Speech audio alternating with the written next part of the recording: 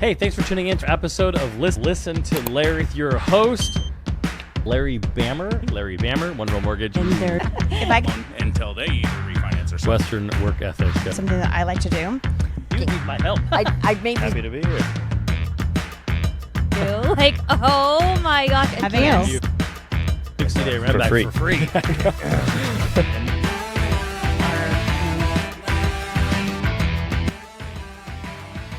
Hey there, thanks for watching again. I'm super excited today. You know, this is the podcast for everything real estate.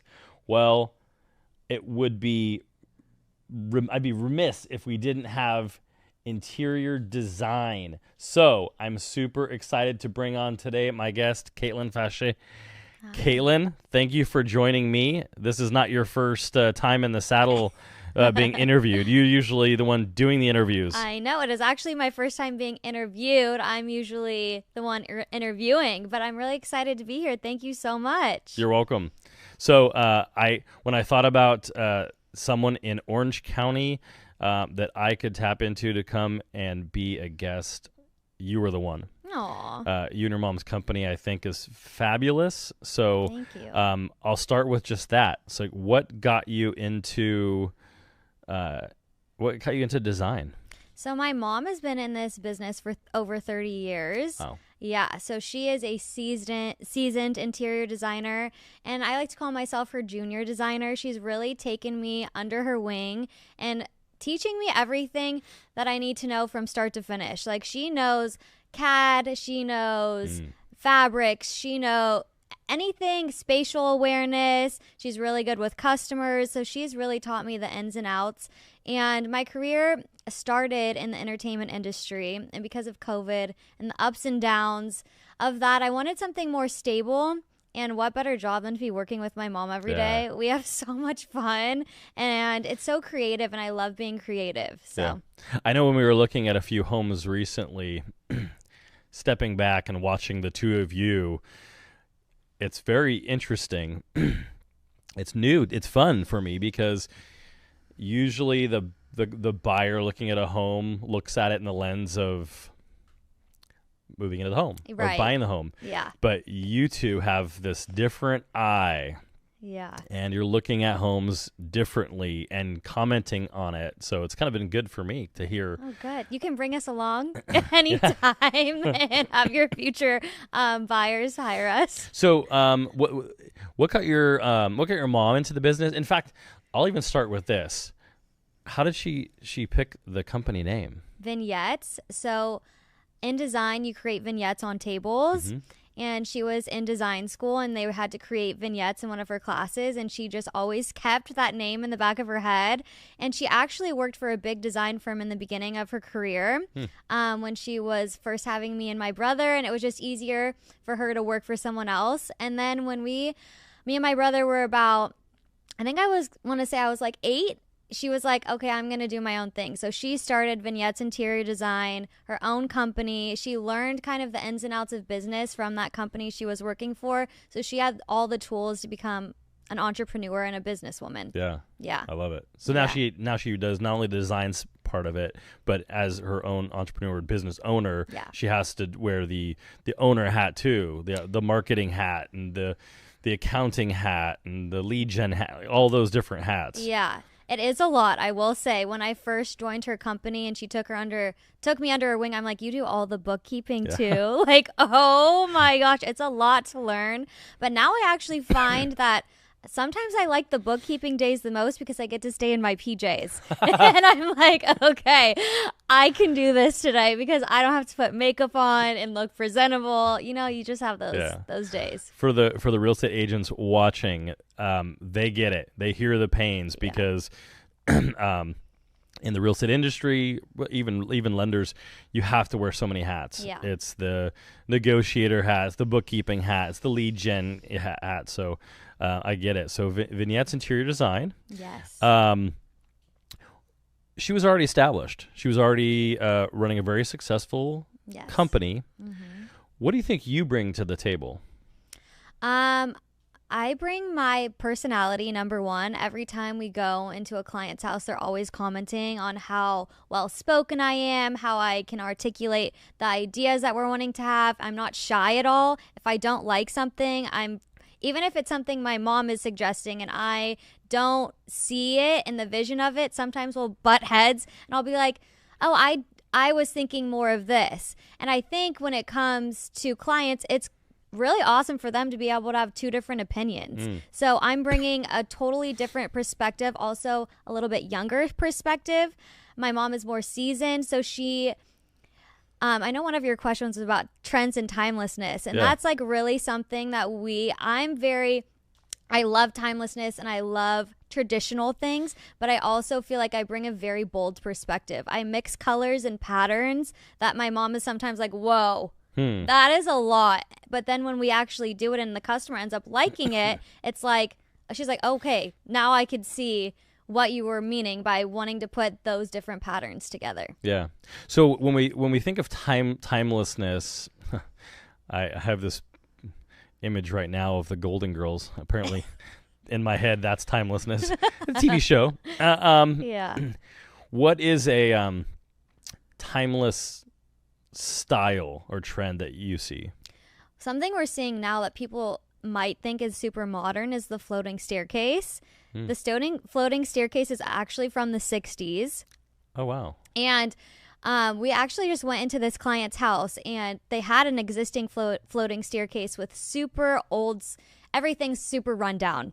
And we said, she's like, oh, I don't know. Should I keep the floating staircase or, is it outdated or is it like she didn't really know where it fell. Yeah. And so we were like, the floating staircase is a traditional element, but it's coming back and it's absolutely stunning, but let's modernize it by adding glass and adding a wood handrail. So I love when you take something that is traditional and from the past and then you modernize it with today's materials. Interesting. So what's a modern trend? A modern like trend. Modern for where do you see 2024 trends? So a trend that I'm really excited for is the live plant walls. We started to see it a little bit, and I feel like it's coming even more full force now. And not only does it have health benefits like to you and your environment, but it creates the best ambiance and relaxation. And in my future home, I'm like, that is something that I definitely want to try to incorporate. Yeah. Yeah. It's funny. One of my questions was going to be like an eco-friendly. How do you incorporate sustainable eco-friendly? I think you just answered that question. Yeah. So let's say, for example, here's our wall. Yes. What are you talking about with a plant wall? Are we talking about like... So you can do succulents in the wall and create a whole drainage system. Succulents don't really need that. But then you could also do, a plant wall that you see outside. You could put that indoors. Yeah. Yeah. It's really cool. Do you foresee like the whole wall being taken up green and plants? Yeah, so I've even seen it in a bar area recently where they made the whole backsplash of the bar a live plant wall. And then they had like a little wet bar underneath, and it looked so amazing. And you would never think to mix those two elements, but it was like, wow. Well, I just had the thought that like a wet bar, a bar, you could like the back would be like basil or something that you might actually put in the drink. Like basil for a mojito or oregano for like yeah. I haven't seen that, but that is a good idea. Yeah, like boom, let me grab it. Yeah, that would be really cool. I need a drink now. Okay, I like that. What other things have you seen that are eco-friendly, sustainable? And there's a lot of people that are, looking at ADUs, looking at barn dominium. There's so many new things I see in the construction world that are more eco-friendly, materials and everything. What else are you using in that regard? So for sustainability, we really focus on the materials that we're choosing that are going to be long lasting. So a lot of the homes that we go into might have laminate floors, but laminate floors are like a 5-year investment. After 5 years, they're going to start to fade, and they're not going to hold up like real wood floors would. Yeah. So every time a client wants new flooring, we suggest real wood floors, because that's going to be a 15 to 20 year flooring that you're not going to have to replace. The same thing with countertop materials. We're always going towards the quartzites, the quartz, the granite, the Decton, anything that is super durable and will withhold putting hot things on it, whatever it may be. And then also, when it comes to upholstery, when we're picking fabric for our clients, we're not picking fabrics that are going to easily tear and rip after multiple uses. There's something in the design industry called 50,000 rubs. When we're picking out fabrics for custom furniture, we make sure that the fabric has over 50,000 rubs, which means it's going to be super durable and long lasting. So you have the sustainable part of it, but also the budget part of it, yes, which is a great segue into what are the, if I'm on a tight budget, what are some things that you can do to a client's home that will elevate it to where it looks like Vignettes was all over the place? So if you were a new client of ours and you came to us and said, I have a tight budget, we would say, okay, what places in your house are you using the most? What's of most function, and what is the function that you're using the space for? And you say it's your kitchen. So then we would recommend that in your kitchen, you're using those you would invest more money into those spaces that you're going to be using more, because you want them to be durable. And after 1 year, you're not going to want to have to replace it. But what we love to do, even in our clients' homes that don't have a budget, we love to mix the high end with the affordable. And you'll never know. Like, say we get a very high-end sofa, we put one super nice pillow on the sofa, then we get more affordable pillows. You'll never know that 90% of the pillows on that sofa are more affordable because you're blending the two. Yeah, that's what I think probably a misconception about hiring an interior designer is, I can't afford it. Right. It's because there's probably the thought, thanks to the TV shows, that they're just going to go out there and they're going to buy all 6 cushions or pillows that are $1,000 a piece. Right. And not that you have the mindset of, no, you get 1 or 2 that really pop, that anchor the couch, and then the rest of them are, And the same thing with accessories. We'll get a couple really high-end accessories from the design center, and then we love home goods. Like, wow, I was going to say. There's the best home goods ever in Seal Beach. That is our secret. Now I'm telling everyone. I'm like, I don't know if I should be doing that. But the Seal Beach home goods, we'll spend hours in there, and we'll find the best things that look, it takes a while to sift through, and you have to have the correct eye to, find the good pieces, but we'll find really great pieces in there that are placed in our really high-end clients' houses, and you would never know. Oh, and now a break for our commercial sponsor, Home Goods. Yeah, literally. And thanks for that break. Yeah, seriously. Here's a good one. Color philosophy. Yeah. So this is something that's super interesting. It sounds like you and your mom might have a different opinion. I feel like color philosophy, you can't change the color philosophy, what colors look good together, right? So, but when we're interviewing a client that's going to be a new client of ours, we've really taken how their personality is, what colors we're seeing in the home, what colors they're saying they're drawn to. So if someone is a little more reserved, we're probably going to lean a little more to the cooler colors. If someone has a super vibrant, outgoing personality, we'll probably lean a little bit to the warmer colors. Recently we went into this bachelor's house, and you walked in and it was beautiful. It was super neutral, super modern, a lot of grays. It came off a little bit cold. And he was walking us through his house, and he was saying, my main thing that I want to do here is add warmth and have people want to hang out and, come into the environment. And as we're walking through, me and my mom were like whispering to each other. We're like, do you see the hints of like the reddy orange in here? There's a lot of reddy orange, just like little hints and accessories. So we sat down with him afterwards and we're like, what if we add more orange into the environment? because we already see that you're liking that color in here. But then to complement it, you don't want everything to be neutral and then just orange because that feels a little random, right? Why don't we add some blue? Because blue is complementary to orange. And every time we're doing a design project, we pull 6 or 7 colors throughout the house, which really creates a cohesive flow. And those are the colors we stick to, because you don't want to go into one room and be like feeling crazy and then go into another room and be relaxed. That's a good point. I've seen that before, where one room pops off and you're like, oh, wow. And it doesn't match the rest of the house. And when you're buying a home, that's probably something that you're really thinking about, of like, okay, how am I going to make this flow with the rest of the house? You just made me think of something. When you're buying a home, that particular home, like what draws them to the home, besides like maybe great pictures and smart pricing. Yeah. But online is the cohesiveness, and I've never seen a really well staged home, or even like new construction where they'll stage it and there's something that's really out of whack. So what are some for the people that are watching that are planning on selling their home in the near future? Let's say they have a month or two where they can get ready, prepare, do something. What are some good tips for homeowners planning on selling their home to get ready?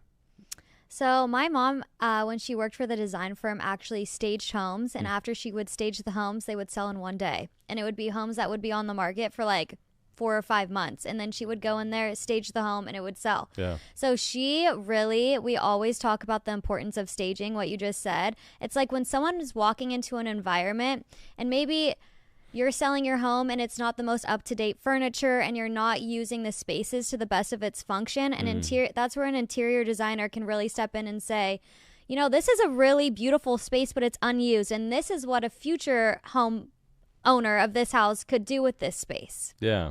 Yeah. Opening up the ideas, because you're right. I might use that same den as a den, but an interior designer would look at it and go, no, with some, with a daybed here or a desk here, it's a home office, it's a guest room, it's some Right.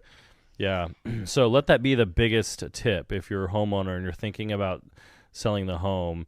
It truly is. Like the realtor you hire, I'm always going to tell you, a staged home will sell faster and for more money than an unstaged home. Yeah. And this is coming from a professional interior designer now that's saying the same thing. And I've seen where, if they're living if it's vacant, it's easy to do. Yeah. But if it's not vacant, I've seen people come in and literally take their entire living room and bedrooms and everything, and put it all in the garage. Yep. And then bring in staging. Yep. Yeah. And if you can't hire a stager, I would look online at like inspiration of what's happening in homes and maybe, buy in return if that's something that you have to do. Yeah. But also I would recommend decluttering, because I've been, even when my parents have been in the house market looking for homes, and we've gone into homes that you open the closet and it's like, oh my gosh, what's going on? You just can't envision your stuff in that closet.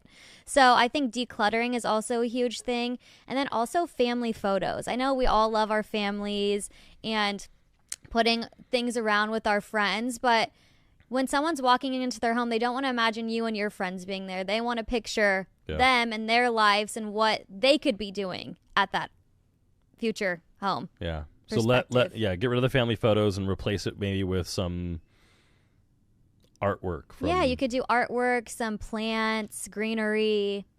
Yeah. Yeah. It's interesting too. I didn't think about the closet being that decluttered space, but everyone's looking at the closets. They are, especially if you like fashion, like me and my mom do. We're like, what is this closet space? What's is it going? Enough for my shoes? Yeah, and a lot of them are. Every house that Larry is helping us find a home right now, and every house I'm like, we have to make a whole new closet. This is just crazy. Yeah, poor James. I know. What inspires you daily? And when you wake up in the morning, what inspires you to design? So I have some like main inspirations that I love to like look at and follow. Kelly Wessler is one of the biggest designers, and I absolutely love everything she does. I was talking about how I like to mix bold patterns, Yeah. and she loves layering different textures, and she puts things together that if like to the normal eye you would be like, whoa, whoa, whoa, what's happening? And then you see it come to life, and it's like amazing. And then also Architectural Digest. Yeah. I love watching them on YouTube. Like Chrissy Teigen and John Legend's house that they just posted about maybe like a month ago now. Yeah. I watched that video like 7 times because every time I watched it, there was a new design aspect I saw that was so inspiring to me. And I was like, I want to do this in the next home that we're working on, because it's like, it's these designers that are maybe not even from California and they just have a different perspective. Good point. Yeah. Yeah, because sometimes we geographically there's probably design, like interior design here along the coast is different than what you might see in a single story 2,300 square foot 3-bedroom 2-bath single story ranch home Yeah. in Texas. Before this show is over, I'm gonna have ideas about how I should design our home. You can bring me out there, fly me out to Texas. I'll put my cowgirl hat on. I'll be ready. I don't know that we'd get any work done. I know We'd probably be out like boot, scoot, and boogie. Yeah, we'd have too much fun. But I might take you up on that. Yeah. Wait, I want to say one more design inspiration because I have to Yeah. shout out my mom because she's been in this business for over 30 years. And like I said, she's taught me everything, and the projects that she's done on her own before I even joined her. I'm always going back and looking at her photos and seeing where she placed things. And then I ask her why she placed them there. And I feel like it's a really rare opportunity to be able to work so closely with someone that is such an amazing and so Yeah. good at what they do. You bring up a really good point too. It's not I'm going to get this because it looks nice. I'm going to put it over here. But there's a purpose. There's a thought behind why you're putting it there. Yeah.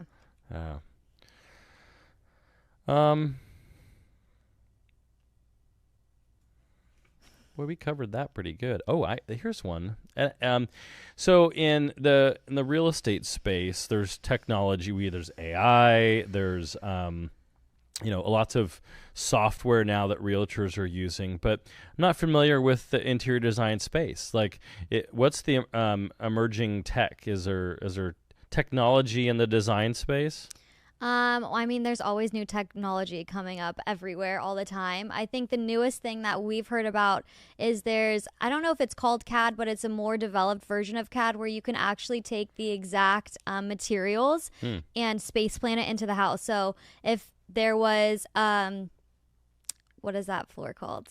The luxury vinyl planks. Yeah. Maybe. So if you Yeah. have that type of floor, you can take that exact flooring, the exact color, everything, and put it into the home so they could see what it would look like. And a lot of times we like to do angles on our flooring, for an example. And a lot of our clients are like, whoa, I don't know about that. But if they were able to see the color and exactly how it was going to be laid out and space planned, Yeah. I think it would be a lot easier for them to envision. So that's something that we're excited to learn more about and figure out how to incorporate into our work. Yeah, it is helpful for those that are visual like me. It's helpful to see that and see that next to the kitchen island or the colors, that Yeah. sort of thing. Yeah.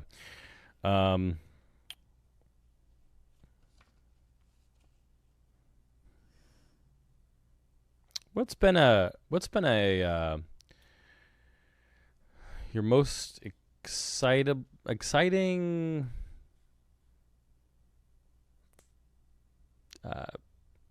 design that you've done? Something that you walked away and were like, wow, that impressed me. The end result was surprising. So we just are wrapping up on this project in Los Alamitos where we went into their house and they originally were like, oh, we just want a few accessories. And then it turned into a whole remodel where we were tearing up the floors, repainting the walls.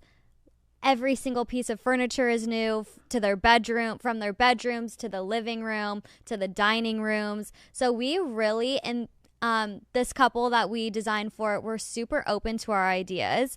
And I think we love collaborative processes and we love to know what you like. But when you really trust us and our opinions, I feel like we always have the best outcomes. And so for every client, we give 3 options. So they want a new floor, 3 wood floor options. Every piece of furniture, they get 3 sofa options, 3 sectional options, 3 dining table options. But every time when they went to make those decisions, they were like, are you guys on board with the decision that we're making to make sure that what they were choosing was what we were envisioning? And I feel like because we were super open in communication, it turned out the most beautiful house I've been a part of. And and all the pieces we really sourced. We usually go to the design center and source a lot of pieces from off the floor, but this time we found a lot of stuff online, and I feel like our horizon was open to the different companies to use from. So we used the most unique pieces in their dining room. It's like the dining room of my dreams. Every time we're still going back there a little bit to add little accessories and put the finishing touches on, and I stand in the dining room every time, and I'm like, this dining room is so cool. Yeah. Awesome. So what is what's my color? What for my personality? You're warm. I would do yellows. I like it. Do you like purples? Yeah.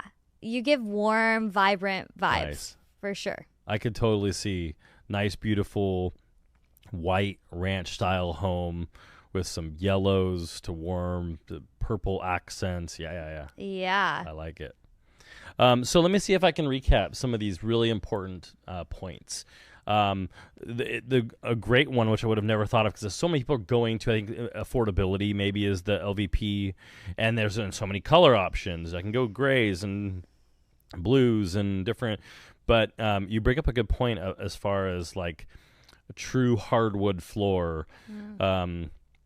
One, it's more long lasting, so you have to look past it might cost you more up front initially, yeah, but it's gonna outlast the luxury vinyl plank options, and it's very durable if you have dogs, whatever, and you can sand it and restain it and stain it different colors, so you can get those different unique. So that was good.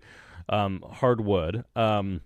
Another one, the trending coming is plant walls, and I'm gonna have to look at that. Really, I love the idea of being very sustainable. So having stuff, herbs and stuff that you can actually use would be really awesome. Pops of color, and then timeless can be great. Yeah, timeless. Your floating stairs. Timeless accents, and you can modernize them. There's ways of making things that are maybe more traditional a part of what's happening in today's era. Yeah. Well, that was a whole lot to take in, but super, super helpful for me. Hopefully helpful for you too if you're listening. Any parting comments, parting tips? If you're looking for an interior designer, you can find us on House. We advertise on House, and I actually just started an Instagram account for us, Vignettes Interior Design, so you can find us on there. Spell it out. Vignettes. And that's on IG. And TikTok coming soon. I have TikTok ideas. Now I know what you bring to the table with your mom's company too. Marketing, yes. Yeah. I wonder if like eventually, total side topic, but like a YouTube channel, a before and after videos, walkthroughs, maybe. That's the same thing. My ideas with TikTok. Yeah. I feel like now people's attention spans are so short. If we were to do a YouTube, it would have to be like.